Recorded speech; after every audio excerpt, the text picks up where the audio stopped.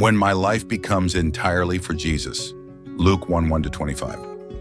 Luke, who worked alongside Paul in missionary work among the Gentiles, felt the need or duty to explain in detail to a high-ranking Gentile official named Theophilus, a Greek name meaning God's beloved, who they were preaching about and why they were doing this work.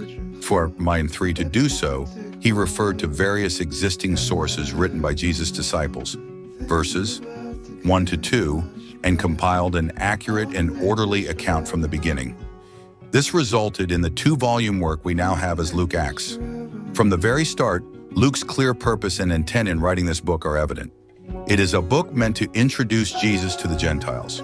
Writing a book at that time was an extremely expensive and difficult endeavor.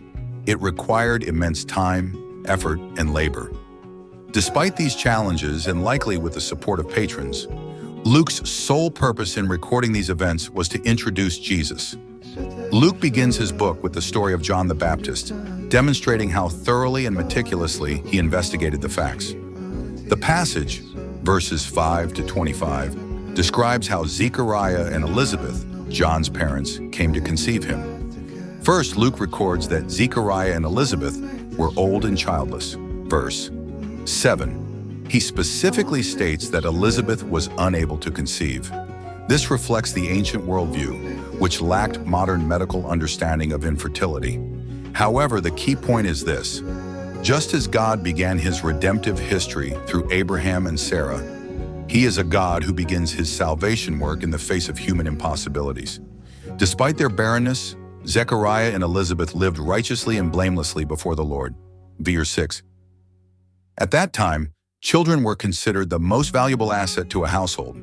Aging without children made a person vulnerable, and women in particular were often stigmatized as having no value. Verse 25, my disgrace. Yet for Zechariah and Elizabeth, life was never about themselves. That is why they did not fall into despair or give up.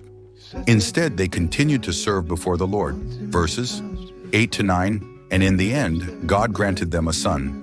John, verses 23-24. Even John himself would understand that his life was not for himself. His role was to be the Elijah who prepared the way for the coming Lord. Verses 16-17, Malachi 4:5-6, to recognize Jesus through the fullness of the Holy Spirit. V. 41, and to proclaim him to others. Verses 44-45. Every person naturally assumes that they are the protagonist of their own story and that their life exists for themselves. This would have been even more true for a high-ranking Gentile official who did not know God. However, Luke's account of Jesus' birth reveals that no one else is the main character. Only Jesus is. Those who believe that their life is solely for themselves will, when faced with life's inexplicable sufferings and hardships, symbolized by infertility, fall into self-pity and lament. But realizing that our lives exist for Jesus brings incredible freedom. A well-known Korean speaker once said, "Only when the flower of pride falls can the fruit of self-worth be born." This idea resonates with what Scripture teaches. The Bible is clear. Only when Jesus becomes the true Lord of my life can I experience a peace and freedom unknown to the world, as seen in Mary's Magnificat, verses 46-55, and only then will my life bear the fruit of the Lord. Amen. 내 삶이 온전히 예수를 위한 것이 될 때, 누가복음, Luke 1장 1절에서 25절, 바울과 함께 이방인 선교에 동역했던 누가는 더빌로, God's beloved라는 뜻의 그리스도어 이름, 라는 한 이방인 고위관리, 각하 4절에게 자신들이 누구를 전하고 왜 이런 일을 하는지 자세하게 밝혀야 할 필요 혹은 의무를 느꼈습니다. 3절. 그래서 앞서 예수의 제자들이 작성한 여러 이야기, 소스들을 참고하여 1, 2절. 처음부터 정확한 사실을 정리한 책이 우리가 가진 누가복음 사도행전, 루크 액츠이라는 두 볼륨의 책입니다. 곧 시작부터 이 책의 명확한 기록 목적과 의도가 드러납니다. 이방인에게 예수를 소개하는 책인 것입니다. 당시 책을 쓴다는 것은 어마어마한 비용이 드는 어려운 일이었습니다. 그리고 많은 시간과 노동이 필요한 힘든 일이었습니다. 그럼에도 누가가 아마도 그를 후원한 사람들이 있었을 것입니다. 이 기록을 남긴 목적은 단 하나, 오직 예수님을 소개하기 위함이었다는 것을 기억해야 하겠습니다. 누가는 먼저 세례 요한의 이야기로 책을 시작합니다. 그가 얼마나 정확하고 꼼꼼히 사실을 연구했는지 알게 되는 대목입니다.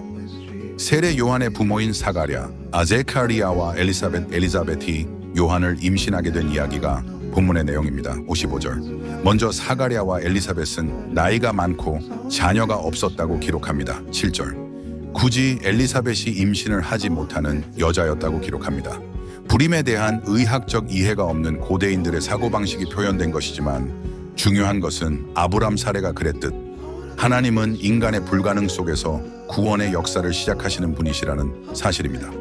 그렇기에 불임에도 불구하고 사가랴와 엘리사벳은 주님 앞에서 그 어떤 흠 없이 의롭게 살았다고 기록합니다. 6절. 당시 자녀는 한 가정의 가장 귀한 재산입니다. 자녀 없이 나이 든 사람은 자연스레 약자가 될 수밖에 없고 특별히 여인은 무의미한 존재로 낙인 찍혔던 25절 내 부끄러움 사회였습니다. 그러나 그 두 사람에게 인생은 결코 자신을 위한 것이 아니었습니다. 그렇기에 절망하고 주저앉지 않을 수 있었습니다. 계속해서 하나님 앞에서 섬기는 자리를 지킬 수 있었던 것이고 8에서 9절. 그 결과 주님께서 허락하신 아들 요한을 임신하게 됩니다. 23에서 24절. 그 요한마저도 인생이 자신을 위한 것이 아님을 알게 될 것입니다.